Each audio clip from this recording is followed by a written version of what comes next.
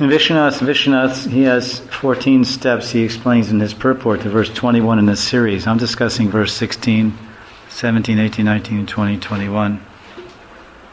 So we'll just read the whole series of verses, and then we'll go back. So this verse is talking about Bhakti Unmukhi Sukriti, developing Sukriti. So these are the steps which lead up to getting initiated and practicing Bhakti Bhajan, getting free from anarthas, becoming steady, and then getting taste, and then attachment, and then bhava, then prema. This is the whole adosha tata sarasanga bhajana kriya nartha nivritita nishta tata ruchi. So this first verse, it talks about serving devotees. So if you serve them, then you get their mercy. The word is there, punya tirtana shevanat. You become cleansed of all misgivings.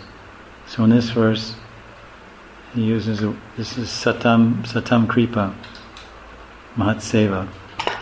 So this verse describes the mercy of devotees, and you get the mercy of devotees by serving them. And the result of serving them is that you get some faith. You get shraddha. Shushu sho shraddhanasya. You get faith in the Shastra when you serve the devotees. Now we don't have much attraction, kata ruchi, we don't have taste or attraction, and nor do we have faith. Like your sister was saying, well, how can I believe these Shastras? How can I believe they're perfect? So, if you want to know something beyond your sense perception, then you have to accept authority. How can we believe the scientists? We haven't seen or heard half the things they tell us. But we accept them as authority, so then we read our books and accept, and we believe them. So the transcendence in God is all beyond our perception. So the realized souls, they've seen God and they've realized, so then they're writing. So we have to accept. To see beyond our vision, we have to accept those who have seers of the truth. So another principle that works is to actually have service, do service to devotees. Then you get the mercy, and then your faith will develop. So this is Shraddha.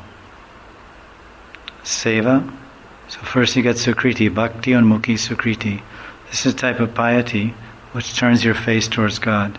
Turning your face towards God means turning your face towards the Shastra, because God is the Shastra. He's in the Shastra. He's revealed in the Shastra. So you read the Shastra, then you'll get more, you serve the devotees, then you get punya, and that punya translates into faith in Shastra, and then you can get some taste when you read it, and you get inspired, and then you start to gain transcendental